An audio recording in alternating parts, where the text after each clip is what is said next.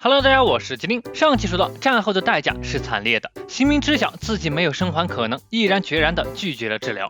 在临走前，看到了曾经的那些孩子，解开了困扰他一生的误会，笑着离开了。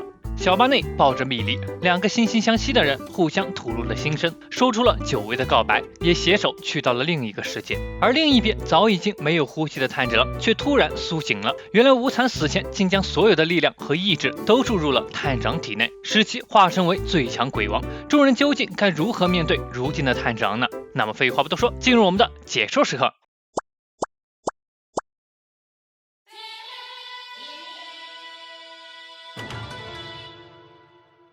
面对眼前的炭治郎，伊之助根本下不去手，但此刻的炭治郎可不会留手。可就在这时，一道难以置信的身影出现在众人眼前，瞬间让所有人都愣住了。用身躯替猪头挡下来的不是别人，正是已经变回人类的祢豆子。那锋利的指甲和尖牙都刺进了肉里，但祢豆子绝不会松开手。哥哥，对不起，都怪我之前什么都不知道，才害得哥哥必须独自背负这一切。不管眼前的哥哥发生了什么，此刻的豆子只想向他道歉。为什么哥哥每次都要受这种苦？为什么那些奋力求生的好人们却总是被恶鬼所践踏？哥哥，不要输，就差那么一点点了，千万不可以变成鬼啊！一起回家去吧。豆子紧紧地抱着炭治郎，现在该由他来拯救哥哥了。可这些话并没有起到什么作用，炭治郎仰天怒吼，力量越来越大，利爪的伤痕也越来越深。突然间，他猛地一发力，试图将眼前的人给推开。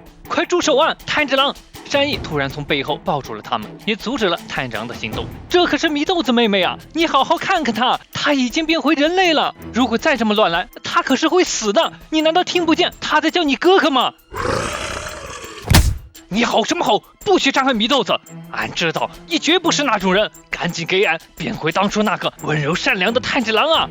猪头的捶打似乎起到了反作用，他再次仰天怒吼，体内蓬勃的力量爆炸开来，除了紧紧抱着他的祢豆子外，其他人全都被轰飞了出去。只见此刻的炭治郎背后竟然伸出了同无惨一样的恐怖触手，像个怪物一样匍匐在地上。但意外的是，他似乎并没有理会祢豆子。哥哥，不要输啊！他的呼吸越来越急促，下一个身后的触手直接斩向了山一，速度甚至比无惨还要快，水系4之型极之潮。好在被义勇挡了下来，他咬了祢豆子，现在的他已经尝到了血腥味，这下全完了，必须尽快赶在炭治郎杀害其他人之前帮他解脱了才行。可是到底该怎么办呢？义勇也清楚，无论是阳光还是鹤刀都已经伤不到此刻的炭治郎了，眼下根本就没有办法能消灭他。突然间，炭治郎大头一张，一颗蕴含恐怖能量的光球出现在眼前。随着越变越大的光球，祢豆子痛苦地嘶喊着哥哥，恳求他别这样，千万别杀人啊！眼看着拦不住他，祢豆子也顾不了那么多了，用手掌挡在炭治郎嘴前，光球瞬间喷射而出。但似乎祢豆子的干扰起作用了，义勇成功地躲开了攻击。看着不顾生死的豆子，善意嘶喊着他的名字，但奈何眼下也只有身前的豆子能阻止炭治郎了。尽管只是捂住他的嘴，都让豆子的手血流不止。而眼看着炭治郎再次摆好架势，又要发动那招了，祢豆子疯狂挣扎着，在他耳边大喊道：“不可以再用刚刚那招了！”炭治郎似乎又受到了干扰，并没有凝聚光球。而此刻一旁的善意和猪头伤势太重，已经无力再战，只能竭力央求炭治郎快住手。不过他为什么没有杀害祢豆子呢？流着血的食物就在眼前，他却毫无所动。还有他刚刚那招雷击为什么会故意打偏？莫非你也未放弃抗争吗？炭治郎，既然如此，只要能帮炭治郎恢复意识，说不定就还有希望。但如今的我，真的有办法实现这种奇迹吗？而另一边，御史郎正躲在背阴处观察着战况。不妙啊！该死的无惨，明明已经灰飞烟灭了，居然还能以这种方式恶心幸存下来的人，可恶！他们全都在阳光下，我过不去啊！就连血鬼术也会在阳光下瞬间化为尘埃。事到如今，我已经帮不上任何忙了。可就在这时，只见香奈乎正拖着伤痕累累的身躯冲战斗的方向走去。炭治郎，祢豆子妹妹，好可怜啊！似乎下定了决心，他从口袋里拿出了一个装药剂的盒子，这是以紫藤花为原料制成的秘药。我原本担心用在祢豆子妹妹身上的药量不够，才将它研制出来以备不时之需。然而朱氏小姐已经配置出了3份能使鬼变回人类的药，自然也就用不上它了。所以我决定把它交给你来保管。那个人真的好厉害，令人肃然起敬。我之所以还有一只眼睛能看见，就是为了这一刻吧，姐姐。他毕竟才刚刚变成鬼，应该还来得及。就算只剩一只眼睛，应该也足以勉强避过他的攻击。那么，花之呼吸，中之行，彼岸诛也。开启了中之行的他，速度瞬间飙升，是蝴蝶的。太之狼一瞬间便察觉到了身后的来人，一爪子直逼他的眼睛。纵身一跃，令他避开了要害，但还是被刺中了。而那瓶被他攥在手里的药剂也成功插在了他的背上。不可以哦，炭治郎，快点回来吧，不可以让祢豆子妹妹哭哦。祢豆子，药剂的注入似乎真的唤醒了炭治郎的自我意识，但付出的代价也是惨烈的。看着倒地不起的香奈乎，祢豆子心急如焚，但突然间他能感受到炭治郎的眼神似乎发生了某种变化。哥哥，快回来吧，咱们一起回家。祢豆子，哥哥其实也很想回家，但是哥哥现在真的好累。神啊，求求您让我回家吧，我真的只想和妹妹一起回家而已，请您实现我的。就算回去了又能怎样？你的家人们早就死光了，就算回到那个遍地坟包的家，又能怎样呢？不，我们还有那些幸福的回忆，只要我和祢豆子还在，他们就不会消失，所以我必须要回去。快放弃你那些毫无意义的胡思乱想吧，祢豆子已经死了，而且是你亲手杀了他。不，你撒谎。突然间，身下无数的手臂支撑着他，祢豆子还活着，你是个骗子。原来是家人们将他从肉海里拖了起来。不要多管闲事儿，你们这群亡灵，你应该也闻到了那股属于同伴们的血腥味了吧？这可全都是你干出来的好事儿啊！他们全都恨你，根本就没有想让你回去。不，我想回去向那些被我伤害了的同伴们道歉，就算你道歉，也不会得到原谅的。这种事轮不到你来下结论，凭气味我就知道，大家都在替我担心。住口！你必须继承我的意志，我不许你乐观，不许你相信他人，更不许你心怀希望。别忘了，你必须承受斑纹的代价，除非变成鬼，否则过不了几年，你必死无疑。无惨残存的意识压在他身上，不停地将他往下压。你必须表现出完全的自私，才能抓住眼前这无穷无尽的生命。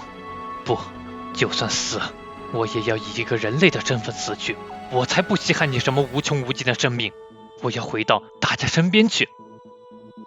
明明已经死去那么多人了，你还有脸自己一个人苟活下去？你真就好意思这样恬不知耻地活下去吗？是啊，并不是无惨的话令他改变了想法，而是令他想起了那些死去的伙伴们。突然间，那些熟悉的味道令他愣住了，原来是他们在帮助他。炼狱大哥、醒明先生、武一郎以及所有逝去的伙伴都在支撑着他。那些手臂都是你的妄想，要点廉耻吧！快停下来！是人姐姐的气味，不，这是紫藤花的气味。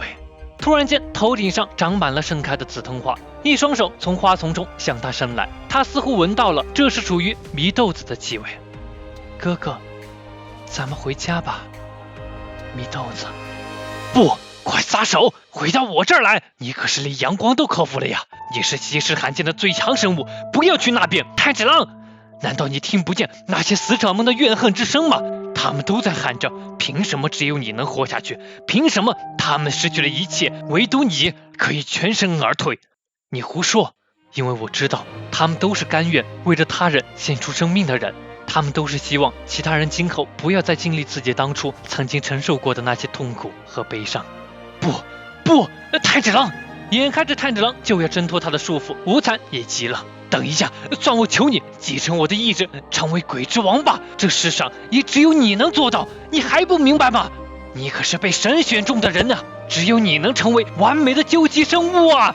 无惨的嘶吼根本阻止不了他，因为他们都来了，不仅仅是逝去的人们，还有活着的大家也都在帮助他。大家一道道熟悉的声音汇聚成一句话：快回来吧，炭治郎，一起回家。越来越多的手臂拉着他向上。不要走，不要丢下我一个人。终于他挣脱了束缚，没入花丛中。簇拥在花海里，炭治郎终于感受到了明媚的阳光。随着花瓣的飘散，他缓缓地睁开了眼。果然这一刻大家都在他身边，掩面抽泣着。祢豆子最先反应过来，嘴里嘶喊着哥哥。看着头顶猪头的脸，炭治郎询问道：对不起，你的伤没事吧？终于确认了炭治郎是真的回来了，所有人都高兴地欢呼了起来。你弄的这点小伤根本就不算啥，你得花上一辈子来补偿我。哦，还有妻子。祢豆子被吓了一跳，而义勇也终于松了口气，他的身体能支撑到现在已经是个奇迹了。紧接着是兄妹二人的相拥痛哭，虽然这一路太过艰辛，但他们最终还是挺了过来。不远处，香奈乎躺在地上，身旁的队员正在告诉他炭治郎的苏醒。看着抱在一起痛哭的众人，他笑了。而这一刻，正好炭治郎也转头看到了他，太好了，他还活着。两人就这样相视而笑。而众人欢呼声外的小屋子里，玉侍郎和茶茶丸正躲在这里。哼，我就知道你肯定不会死的。说完话，他从怀里掏出了一根发簪。主师大人，这一切都结束了。在众人的欢呼声中，这场漫长的死斗终于落下了帷幕。这场1000年的对抗也会随着无惨的消亡而结束。那么炭治郎一行人以及鬼杀队众人，接下来又会发生什么故事呢？那么到这里，鬼王炭治郎篇就全部结束了。下期将会是最新章节的解说。喜欢本期视频的，别忘了关注和订阅哦。另外，在这些地方也能看到麒麟的视频。那么本期视频到这里就结束了，我是麒麟，我们下期再见。